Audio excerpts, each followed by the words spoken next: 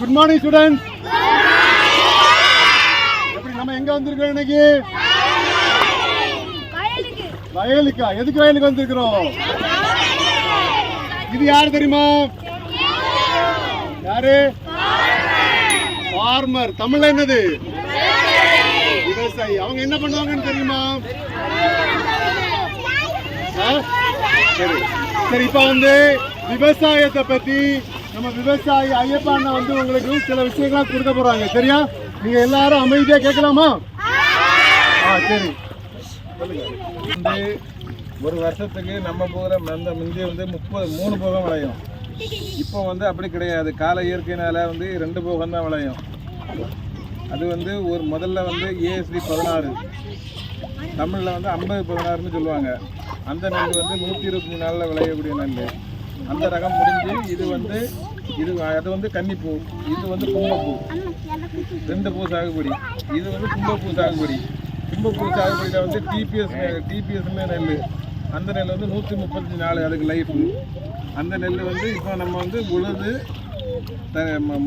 உழுது வயது வந்து மாடு வைத்து மரம் அடித்து சமந்தரப்பு பண்ணி அதுக்கு பிறகு நடக்கூடியது. முதல்ல வந்து நம்ம வந்து சூரிய நமஸ்காரம் பண்ணி, ஏன்னா கண்ணுக்கு தெரியாத கடவுளுக்கு நம்ம வணக்கம் சொல்கிறோமோ இல்லையோ, ஆனால் கண்ணுக்கு தெரியக்கூடிய கடவுள்னா சூரியன் இல்லாமல் எதுவுமே நடக்காது. எல்லாரும் சூரியன் எங்க இருக்குது? எந்த திசையில இருக்கு? கிழக்கு திசை. இன்னைக்கு வந்து சூரியன் வரல, மேகமூட்டமா இருக்கு. எல்லாருக்கும் நம்ம வந்து சூரிய நமஸ்காரம் பண்ணுவோம். வச்சுக்காருங்க.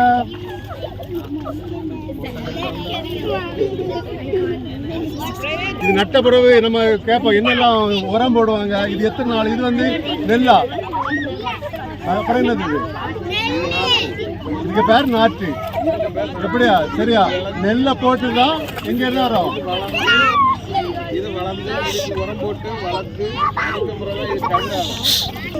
நாட்டு நட போறோம்.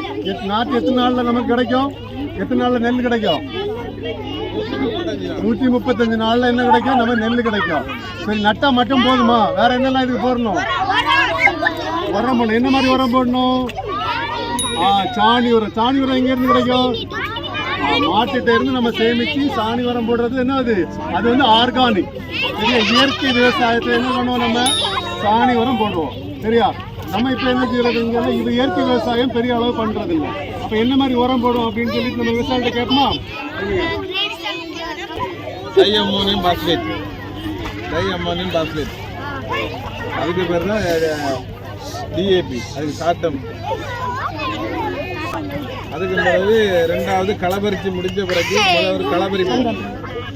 இந்த தேவையில்லாத களையெல்லாம் பறிப்போம். பறித்து முடிச்ச பிறகு அடுத்த அளவு ஒரு உரம் போடுவோம். பேக்டாமஸ் ப்ளஸ் யூரியா. பயிர் செழிப்பாக வளர்றதுக்கு. சரி, இன்னைக்கு வந்து நம்ம நட போறோம். நார்மலா யார் நடுவா? விவசாயம்.